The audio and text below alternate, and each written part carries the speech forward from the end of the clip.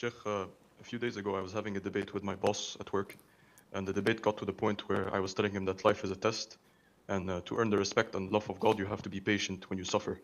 And he told me that he would not accept a God in that way because it's like him, my boss, whipping me with a belt and telling me, the only way I will love you is if you accept this pain, and that's the only way I will accept you. And I did not know how to respond to him.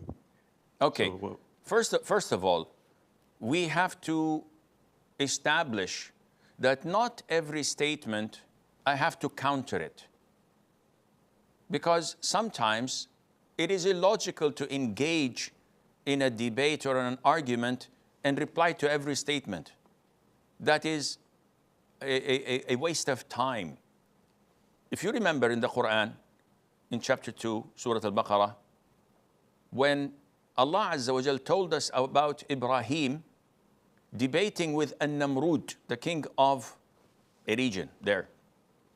And Ibrahim was displaying and presenting to this tyrant king who Allah is. So he says, Allah gives life and takes it. So the king said, I give life and take it.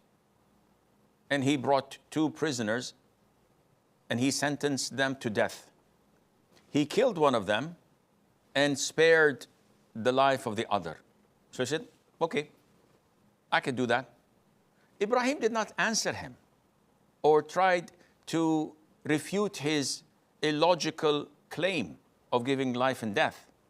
Rather, he shifted into another concept by saying, okay, my Lord, Allah, brings the sun from the east. You bring it up from the west. And this is when the disbeliever was beaten and could not answer back. The same concept, when you say to your boss that life is a test, and who's testing? There's a difference. If your boss belts you and asks you to tolerate his punishment and pain, this is illogical because you are human like me. I can beat you up. And I can do to you things that no one else could do. But when it comes to Allah, who is Allah compared to a boss? Allah is the giver of life and taker of it. Allah is a provider. Allah is a facilitator. Allah Azza wa Jalla is the creator of all what is in heavens and in earth. So how can you compare him to others? This is illogical. So first of all, when you talk to these disbelievers, you have to establish the existence of God, of Allah, and His attributes. Once you manage to do this without telling them about Tawheed al-Uluhiyyah, Tawheed of worship. No, we speak about Tawheed of lordship.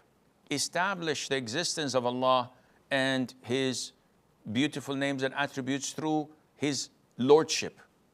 That He is the creator, that He is the giver of life and death, that He is the provider, that He is the facilitator that facilitates everything, that He's the one who owns everything, that He's the giver of provisions and rain, etc. Then, when he establishes that in his heart, we can talk about other things, and Allah Azza wa Jalla knows best.